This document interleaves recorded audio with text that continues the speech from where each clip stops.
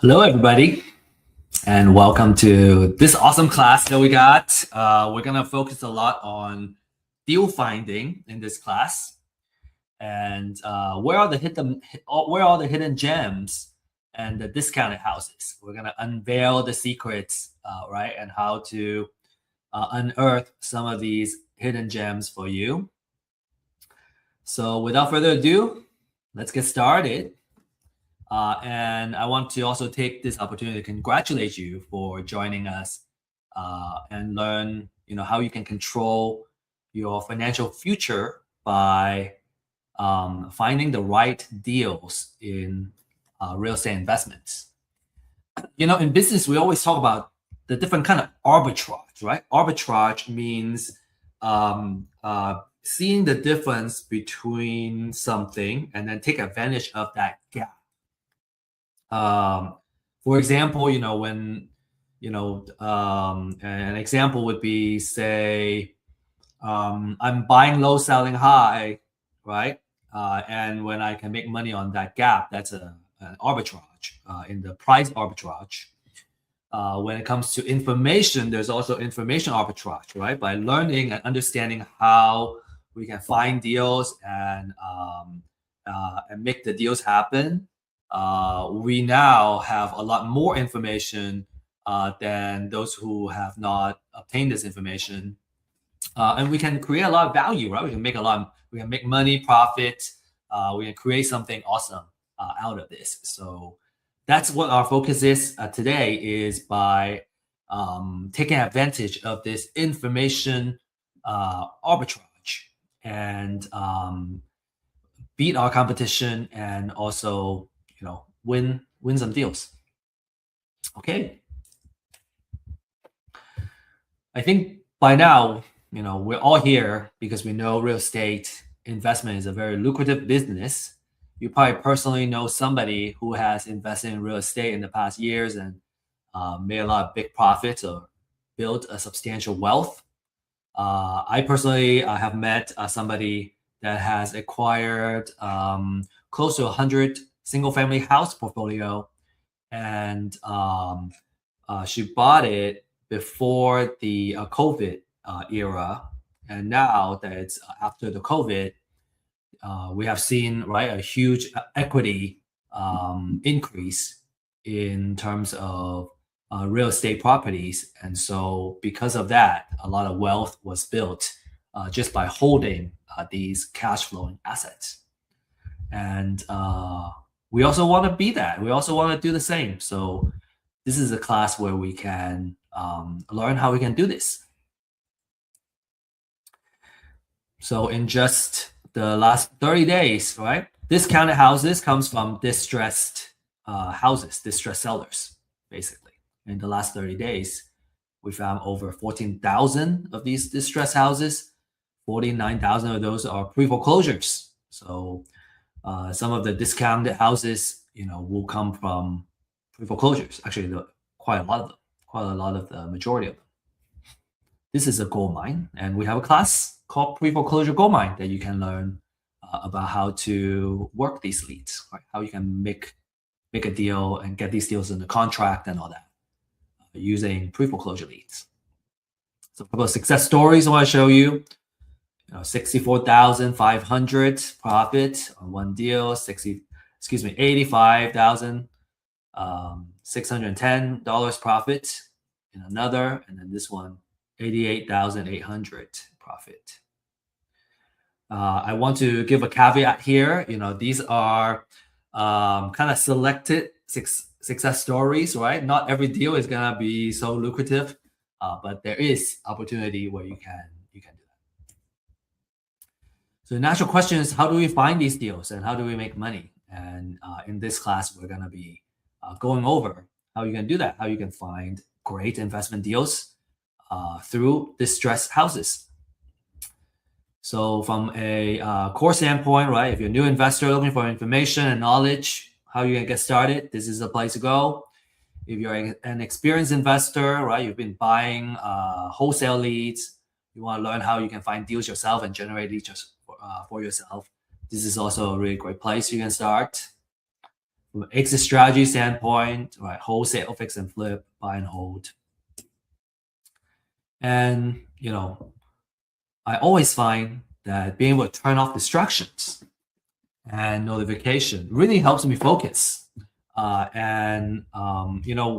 are in this age of information and attention deficit and information deluge. There's so many things that are fighting for our attention that we're not present most of the time. And I think for an important class like this, with the information that we're going to be sharing, it's very important to reduce all those, right? Remove all those distractions so we can get the most out of it. And you can use the chat to introduce yourself, right? Connect with other folks that are attending this class, and really get the most out of your time here. And attend our other classes too. We have a series of these type of classes geared towards how to get started in real estate investment, how to find deals, and a lot of the step-by-step process of what needs to be done, along with a weekly live stream that we do. And I will share more information about the live stream towards the end of this talk. So don't miss out on those, right? Join the discussion, right? Learn through case studies, and learn through listening, and then start doing the deals yourself. We can walk you every step of the way. Disclaimer: everything we share here is for information and education purposes, and we don't offer investment, financial, or legal advice. And always do your due diligence when you make any investment decision. Some background story about myself. Over the years, I have kind of acquired some skill sets, through just, I guess, being in business. And I think what applies here would be data management, analysis, and maybe a little bit of marketing. My background is in more technical science and engineering. I was always interested in the passive income power of real estate.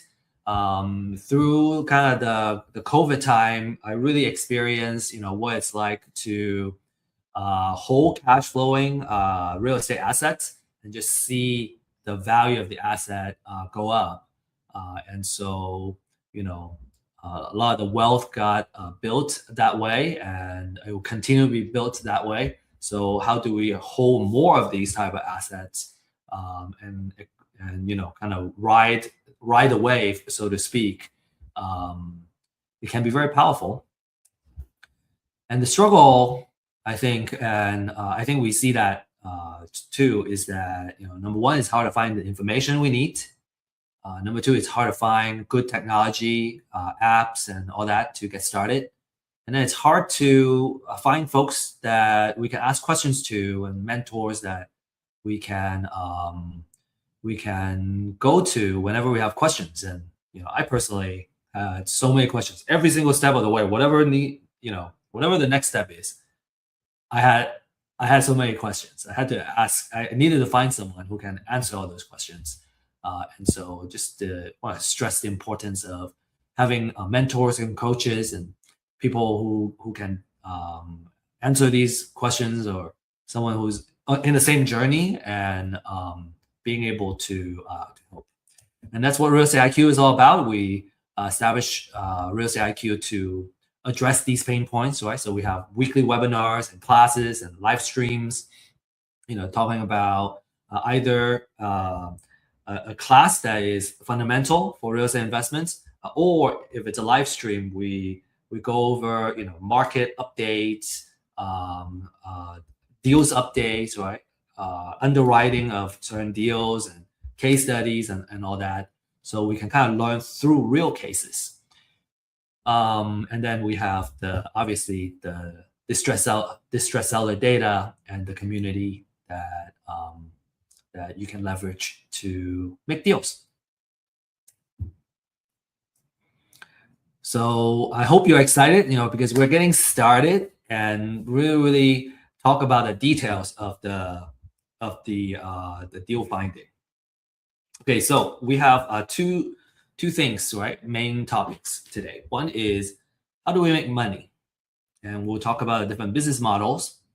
And the second topic is where we can find these hidden discounted houses. And again, it's about finding the distress. Money is in the deal. So how do we find the deal? If we can find the deal, we can always make a profit. So business models. Okay. So people talk about exit strategy. We call it business models because that's how we can make money out of each. So there are three main business models that we'll go over today. There are some advanced ones too, which we are not going to go over. Maybe we'll go over that in our Dealmakers live stream or our office hours. And it will be kind of case-to-case basis. Okay, but let's talk about the basic ones, right? Like this is the fundamental stuff. So there are three business models. The main one, the first one is buy and hold. For buy and hold, you buy the property and you rent it out for monthly cash flow. This business requires the most capital. We have two big dollar signs because you need to put down some cash in order to hold the property. And as the property continues to cash flow, right, pays for everything, you get some operating profit, cash every month. And then also there's opportunity for equity growth and all that. Okay, it's buy and hold is a wealth generator, and we'll go over that in detail a little bit down the road. Okay, fix and flip. In fix and flip, you buy a property that's undervalued. Usually either it's it is an ugly house. I think that's a nice way to say it. Either it's an ugly house, something that has a lot of maintenance that has been deferred. Or just something that we want to really upgrade and kind of create that appreciation. And then you sell the finished house to a home buyer, right? A retail home buyer, someone who needs to live in a house that's move-in ready. You provide that. And this requires less personal capital because you can leverage, right? If you get a house in a good deal, you can usually get financing, and there are 100% financing lenders out there that can help you fund the purchase and the repair for the property. So you don't need as much personal capital, but you still need to have some level of skin in the game. And then for wholesale, you buy a undervalued property, and then you don't do anything. You may clean it up, very minimum thing. And you sell it to a fix and flipper or buy and holder, and you do that for a fee. So an average wholesale fee is about $7,000 to $8,000. This is a popular strategy for a young person. If you don't have a lot of cash, because for wholesaler you don't need money to get started, and you can make $7,000 to $10,000 per deal. Okay. And so here we will go over each of the business models, and with the purpose of coming up with a distress offer. So assuming we already got a deal, right? How much do what's the right offer? What's the maximum amount that we can offer? It's called MAO, maximum allowable offer. Okay, so for buy and hold, we got to understand the 1% rule. The 1% rule basically says that our monthly rent needs to be at least 1% of the overall purchase of the property, which includes purchase and the repair. So in this example, if I'm paying for a house, right, overall, I'm paying for it, and it's $250,000 all in, we need to make $2,500 per month in order for everything to pay itself and still yield a cash flow. And the way we can come up with an offer is to go the opposite. So what we do is we run a market analysis. It's called comparative market analysis, CMA, on rental. So if the market rent, right, based on what's being rented in the houses in the area, let's say it's around $2,500, then I do the reverse. Basically, I multiply by 100. So I got 250,000. And if the repair is 20,000, subtract that, then the highest offer that I can offer to a seller is 230,000, because all in, I'm gonna put 230K here, I put 20K here, so all in I'm at 250. I better be renting it out for 2,500. Okay, so this is a very idealized example, right? There's different fees and all that in closing, and that we are kind of ignoring, because when we follow this general rule of thumb, in general, all is kind of taken care of. So that 1% is very useful. We kind of ignore all the little fees and the noise, and kind of come up with a number that works for us. And if I want to have a little buffer, maybe I take another 5K out of this offer, 10K to kind of account for whatever fees I need to close. That's also acceptable. Now, of course, a lot of times I want to be give a high enough offer so that I can win the deal. So if I really want to win the deal, then I want to put up the highest offer that I can.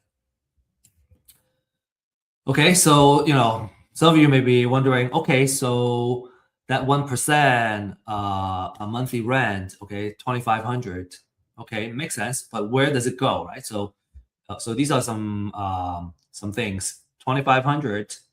A lot of that goes to the mortgage. You got to pay taxes, insurance, there's HOA and maintenance. And if you have a property manager, you'll probably also need to include the property management fees as well.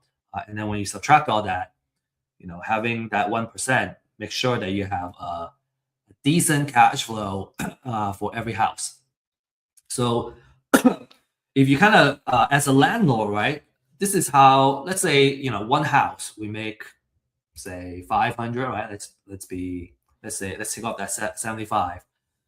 Every month we make $500 a month. If we have 10 of these, every month we'll make 5,000, which is 60,000 a year.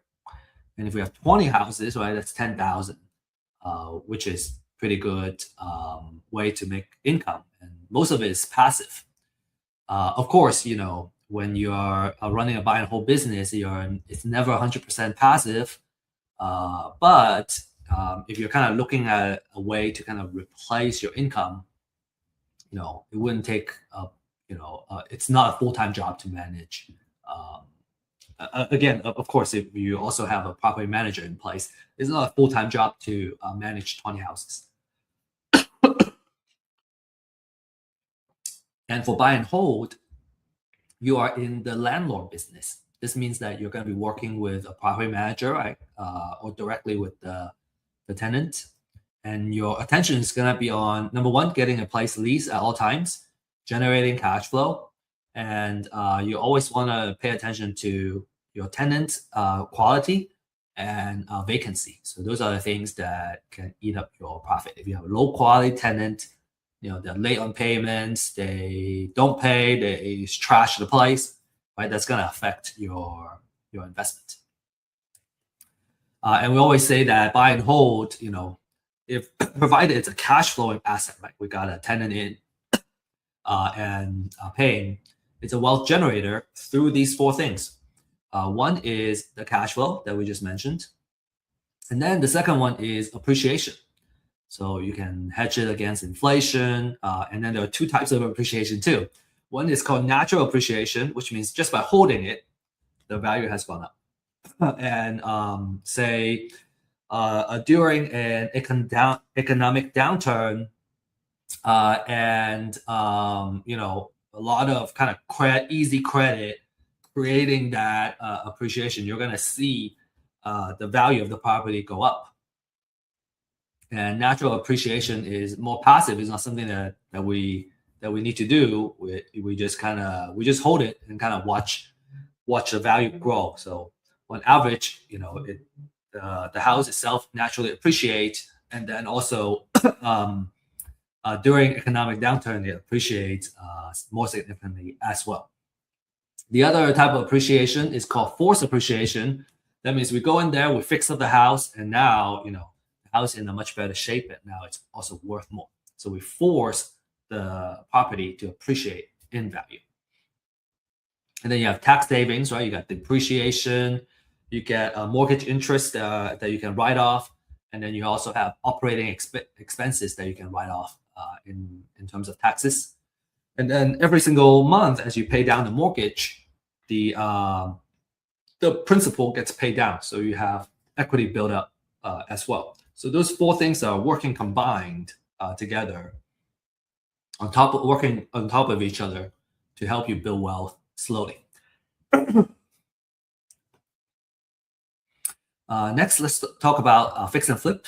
For fix and flip, we pay attention to the 70% rule. Okay, so let's talk about how we can apply to it. The 70% rule means that we should only pay 70% of the after repair value of the property. So let's say a house, we run the after repair value. And how do we do that? We usually will also need to run a CMA, a comparative market analysis, to see what the houses around the area are selling for and come up with the kind of estimate. So in this case, let's say it's 500,000, then 70% of that is 350. So 350 minus, say in this case, the repair budget is 70,000. Subtracting that, that's $280,000. That's my maximum allowable offer. So that means, we buy it, we fix it up, and at most we are at 70 cents to $1. The other 30%, will go into holding costs, closing costs, and financing costs and all that. So we need that buffer.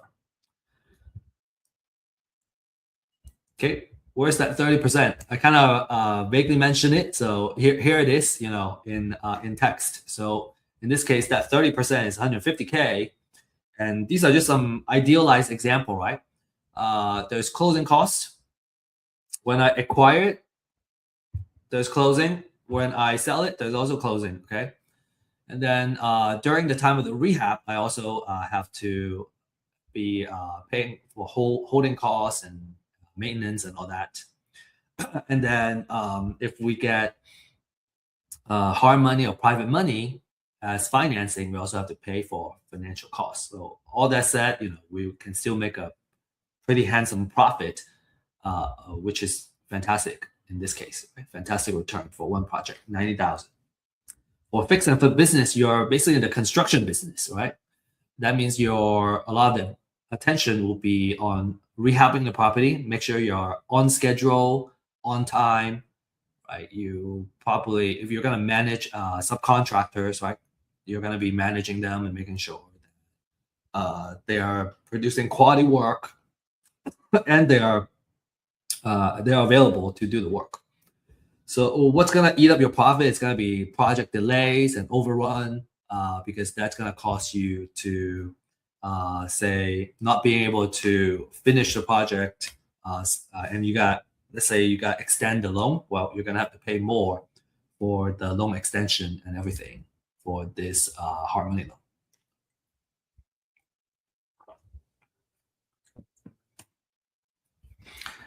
For wholesale, your target market, right? Your buyers are investors.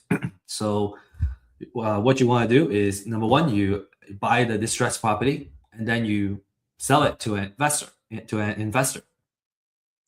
We were just saying that wholesale is a very popular business model for investors because, when you're just starting out, you don't need a lot of capital to get started, right? You just need to put in a lot of effort in the marketing side. And what you need is to invest in your marketing, right? Get really good at closing, acquiring the deals, and you make your wholesale fees by selling to an investor, kind of taking care of the acquisition side for them. And in wholesale, you're in the marketing business, marketing, lead generation.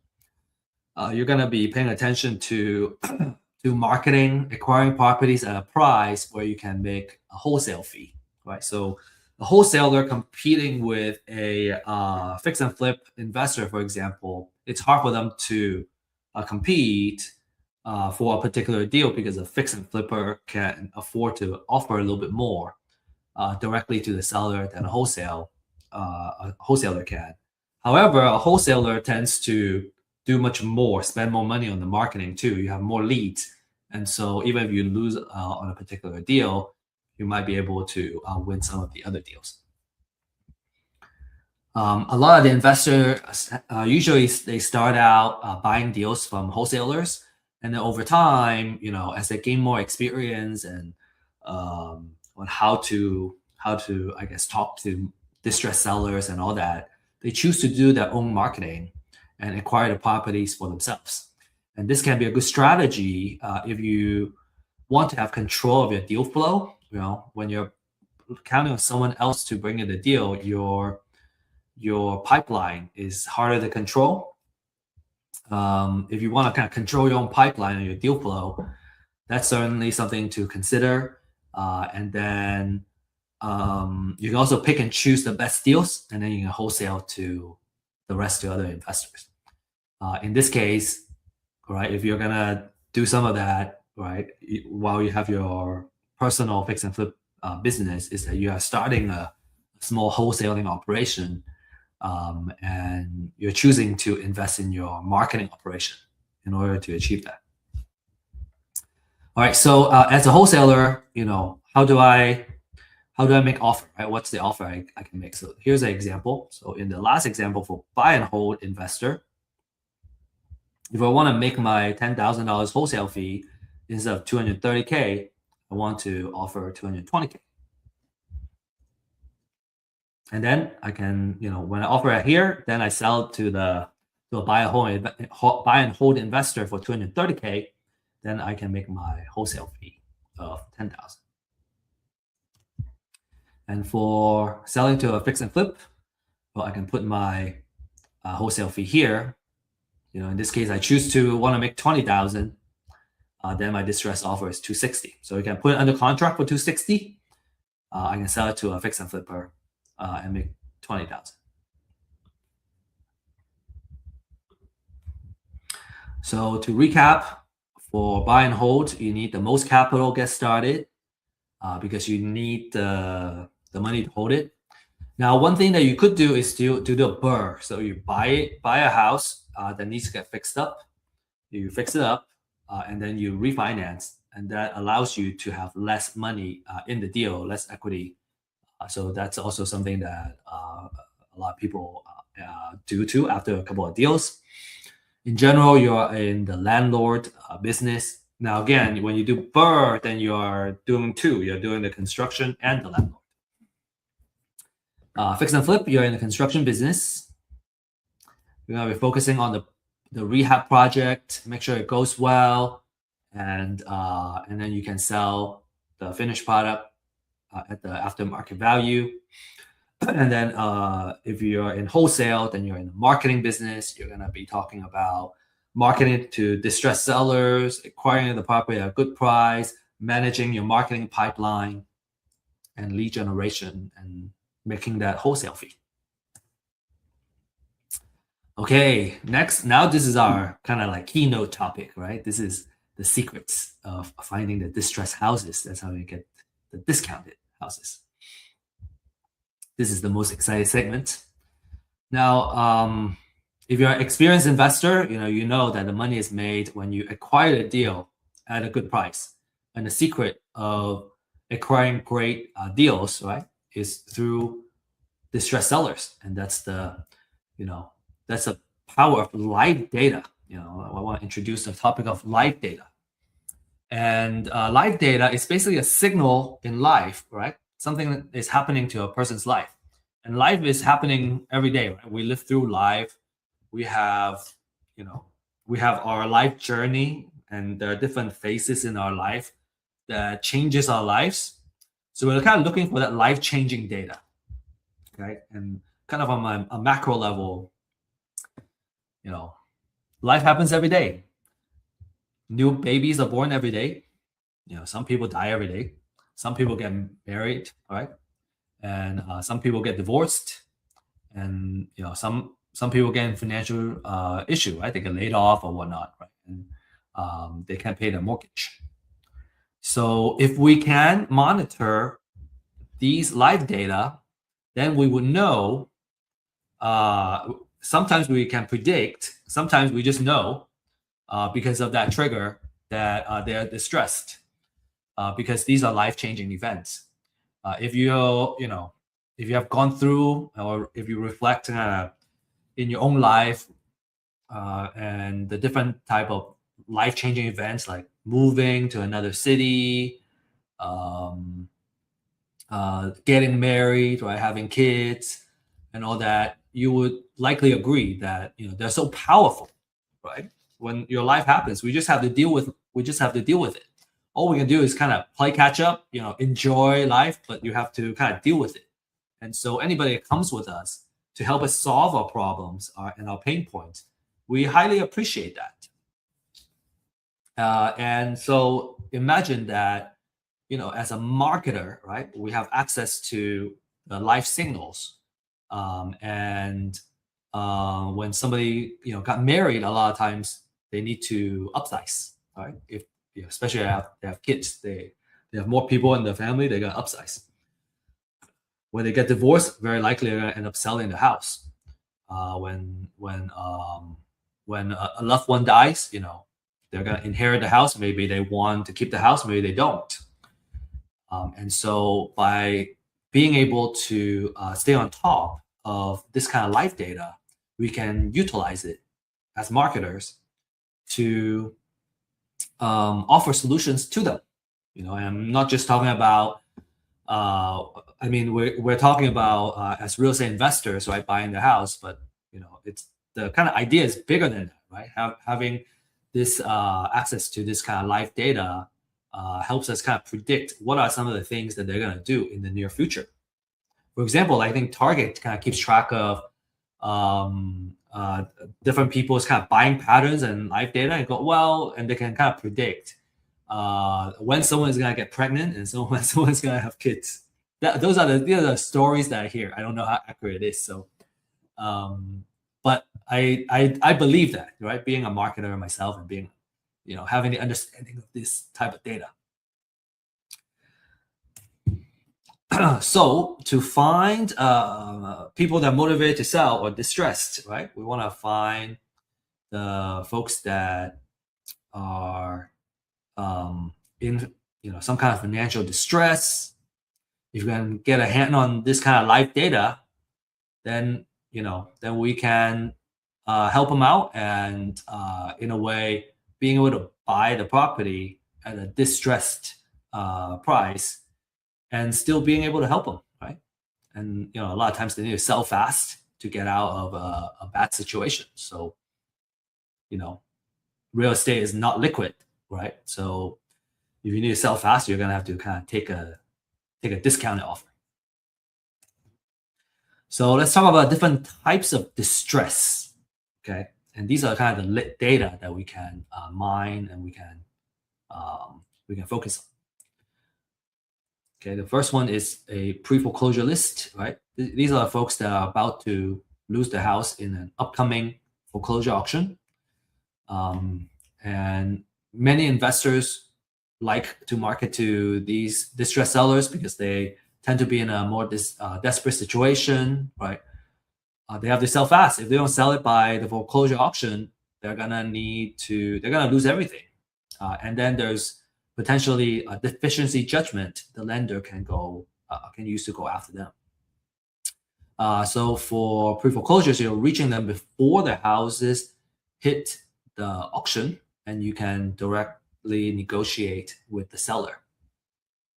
From a pricing standpoint, they're pretty affordable, $200 to $300 a month, and you can get really, really awesome leads that are ready to close very quickly too. Okay, so one of the favorite lists out there. And as with all kinds of marketing efforts, sometimes when you try to outreach to someone, some people appreciate your outreach, some people don't. You can choose to we choose to work with the folks that appreciate our outreach and being there to solve their problem. But of course, not everyone is appreciative too. And what's a joy in life if we work with folks that stress us out, right? So I usually work with the folks that are pleasant to work with. Okay, so that's the pre-foreclosure. Okay, there's another type, which is called appointment of substitute trustee. And in short, it means a pre-foreclosure. It means that it happens usually before it goes to foreclosure. And what that really is about is that when a national lender, right, forecloses on a borrower, many times they wouldn't send somebody to a local county to process the foreclosure. So what they do is they would appoint or assign a substitute trustee that are in that local county to do the foreclosure proceedings. And so when we see that, that's a signal that, okay, a notice of sale or the foreclosure, it's gonna go onto the pre-foreclosure list. But now you're able to kind of reach them a little bit sooner. In some cases, not all cases, you have more time to reach out to these distressed sellers. So we call it pre-foreclosure. It's also a very popular list amongst savvy investors because it gives you more time to kind of nurture and work with the motivated sellers. We have a class called pre-foreclosure goldmine. And again, we go deep into how to work these leads. So if you're interested, make sure you join that class, okay? Next, we have probate. This is another popular life signal for real estate investors. And what that means is, someone has passed away. He or she owned a real estate property. Not all heirs that inherit the property want to keep the house. Maybe they want to sell it to settle, some of the expenses and all that, right? Maybe there's some debt from the passing person that that needs to get settled.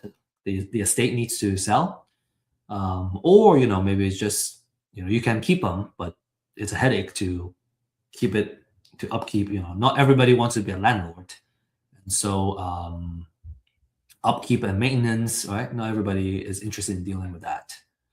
And experienced investors love probate because they're extremely lucrative, right?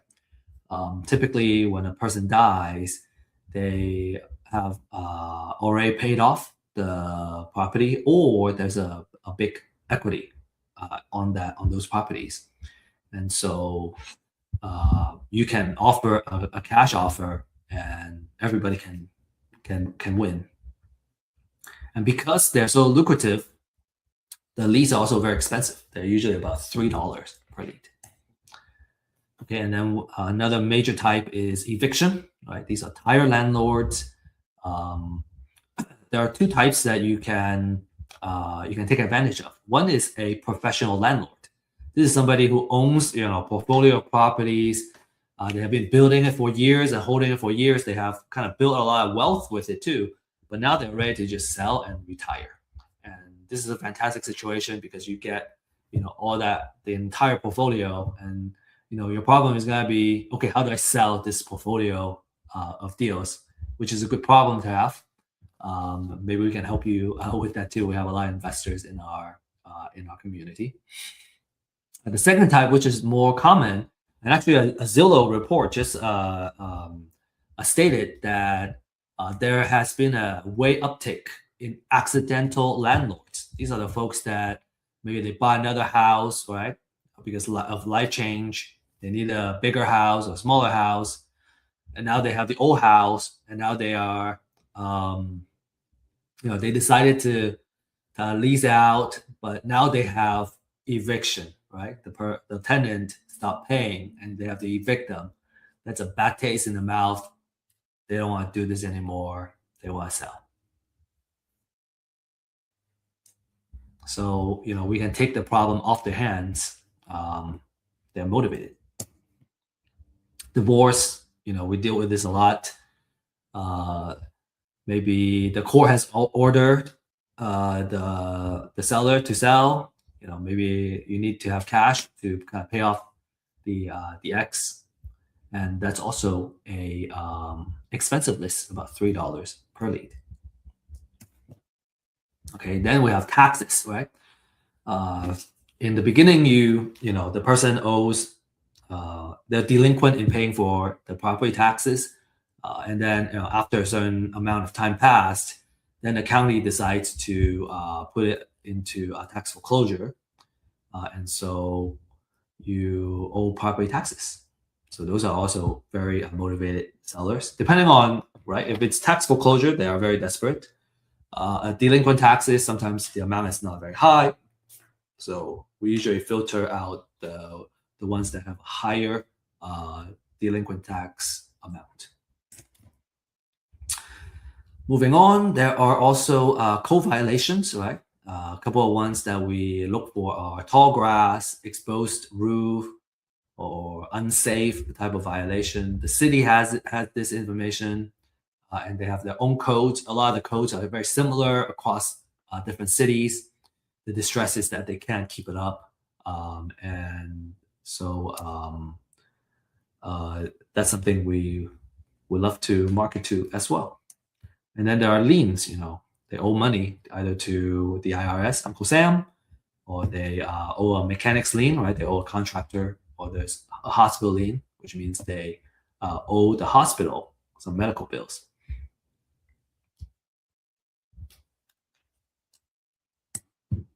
Okay. And an age-old question is, well, do I just do it myself, or do I buy it? And if you know how to mine all this information, right? Get court papers and all that, you can do it yourself.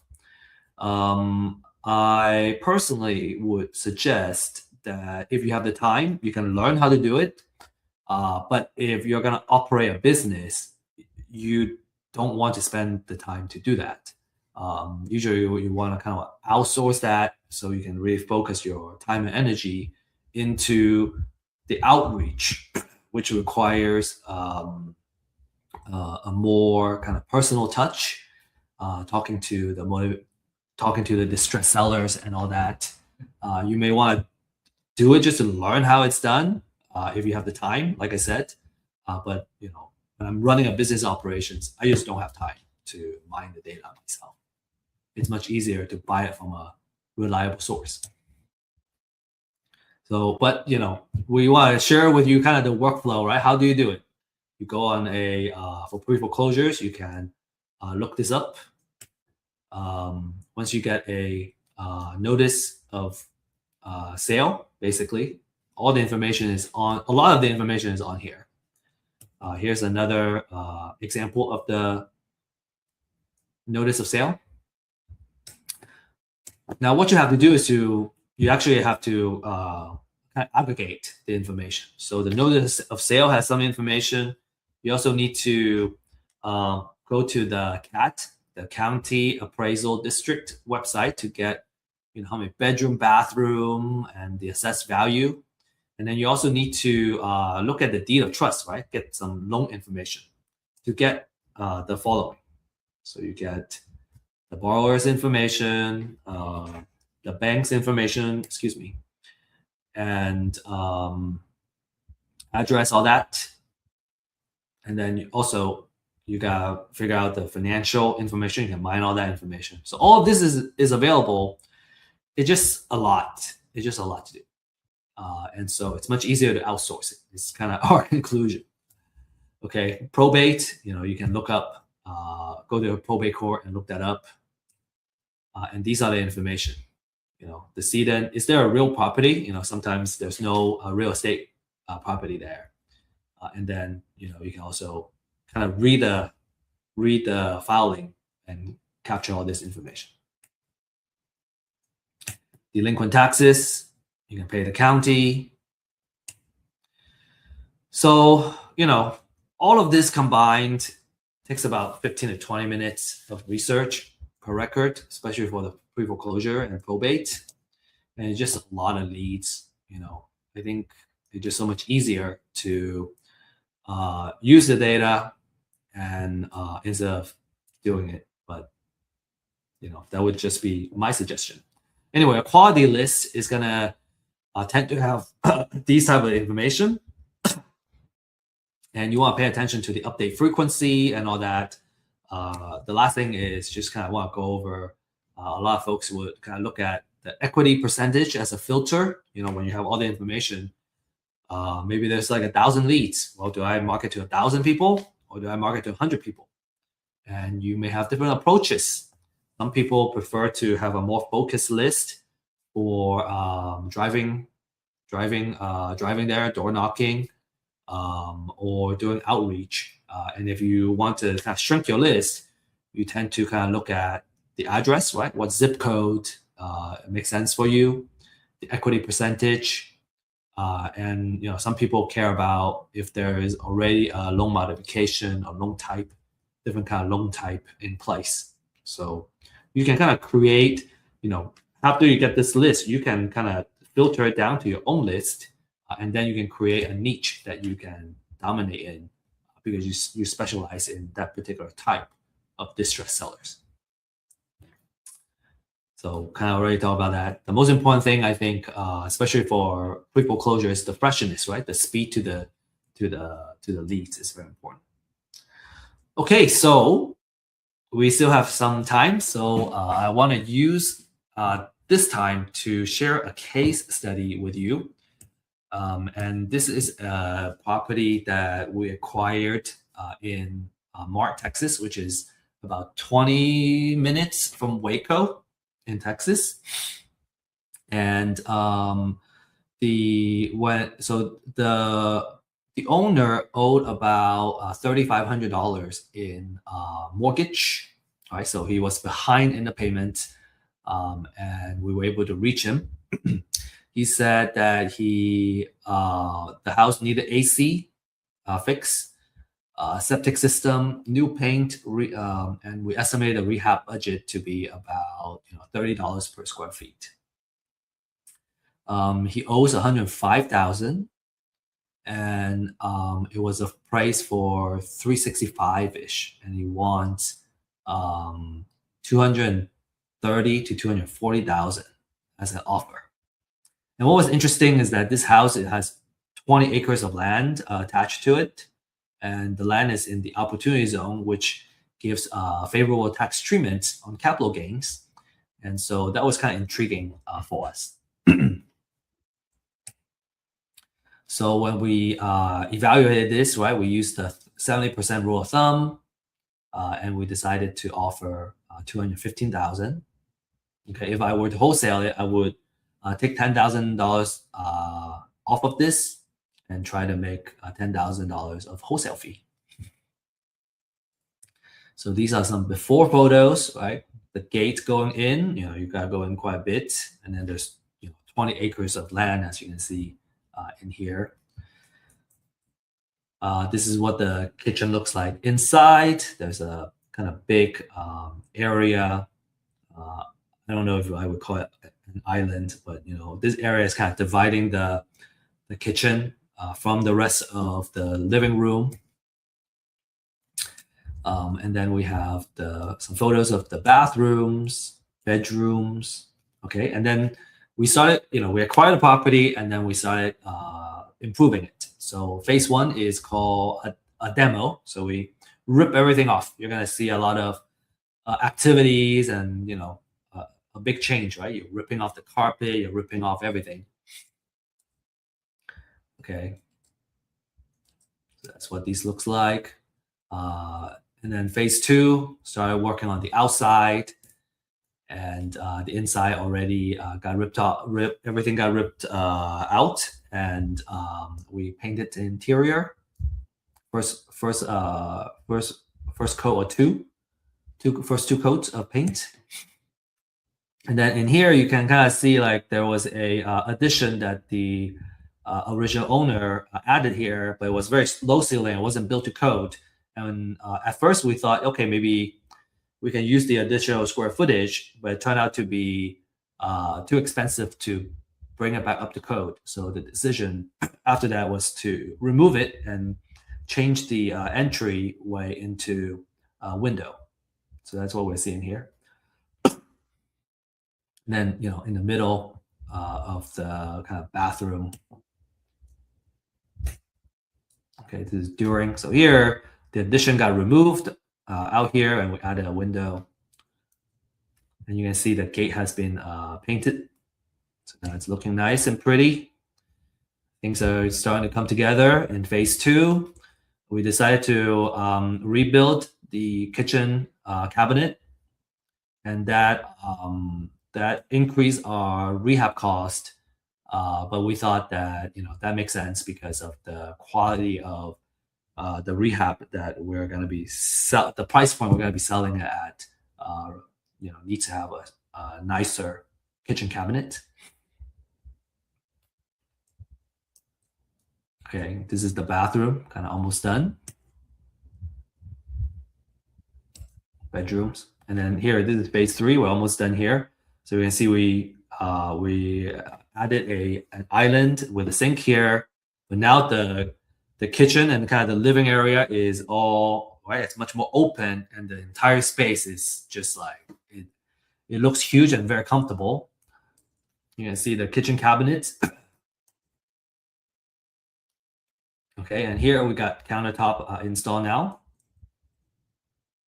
Bathroom, So it's looking like a really, really nice house, especially with the exterior paint on the outside. The kitchen is also looking great. And then here you can see we added some shelves in the kitchen. So, this photo is almost done. A really nice butcher block countertop. These are some photos of the bathroom, also looking really great. So all in all, financial wise, we leverage hard money and private money to acquire the property, and kind of next step is either sell it at 500K or refi. And I think kind of now what we're looking at is, what if we sell the house with 3-4 acres of land, and then we keep the rest of the acreage, and because of the opportunities zone, and do more out of it. Okay, so I hope that's an exciting case study here for you. Just kind of the whole way, right? Not just how to find deals, but what we decided to do. Always find these kind of transformation really, really interesting. So I hope you enjoyed it too. So to recap, we talk about how you can make money in each of the main business models, right? Buy and hold, fix and flip, wholesale. The different types of distressed sellers that you can reach out to and where to find them. We also went through a case study of like kind of how exactly we found that distressed seller, the type of distressed seller it was, and then acquiring the house and actually, improving on the house. So, by now you're probably asking, okay, how do I get started? Okay, if I want to kind of start going, well, this is what you should do. Number one is you need to get a pre-foreclosure list. The more research, the better. You can also ask for other type of lists, but we recommend the pre-foreclosure because, there are so many foreclosures that are happening. We're seeing a trend of more foreclosures happening as well nationally. So you can get first-hand data, right? Freshest data available, and on the market, we're talking about $200-$300 easy on a monthly basis every metro, and we are offering this very disruptive pricing that's not going to last for a very long time. And so you can scan this QR code to schedule a time and sign up for it. But the data is not enough. You kind of need someone who can walk you through what needs to be done. So you want to find a mentor, coach. We have a deal accelerator program. If you're interested in getting someone to hold you accountable and help you form the right habits, right, to really find success. And there are also other coaching programs that we will recommend as well. And then when it comes to houses that we're about to acquire and we need to do more due diligence, a title search may make sense. We also offer this title search as well. Between 40 to 75 per property, depending on how many properties you have. Okay, so a lot of successful clients, right? Jordan got 2 deals in his first month, and this is a really cool way to kind of demonstrate, right? The deals. First deal he made 55,000, second deal 5,000, but I would be happy with 5,000 on the deal too. Salvador made $30,000 in his first deal, and more are on the way. And Ismail has kind of created a machine on creating consistent transactions, and the last 10 transactions he made $80,000. So if you want to be one of them, you can again scan this QR code and ask for a consultation, and we'll show you what the data looks like. And then you should also attend our Deal Makers live stream, which is this QR code, where you can learn about the most recent deals that we've been working on. We have deals updates. We have the underwriting, right? Some leads that we've been working on, how we underwrite and how we decide to come up with the offer. There's also market updates, right? So you can stay on top of the current trends, and that may or may not affect the direction of your investments. And then we also share wealth building techniques, which is, I think, what we're here for. Is real estate investment is a vehicle for us to build wealth and creating that long-term security. So we like going over that. I talked about an office hours. So how do you access that? I don't have the QR code here, but what you can do is to scan in this QR code. It will take you to our website, and then you under event, you can you'll be able to find the link to not just this live stream, but also the office hours and our open house. So we got a slew of events that we have created and we're bringing to you on a weekly basis. So join the community and introduce yourself if you like, and come learn and come share also. Now, with that said, that's what I have prepared for you today. I hope you enjoyed the talk. I certainly really enjoyed being here, and thank you, and best of luck, and happy investing.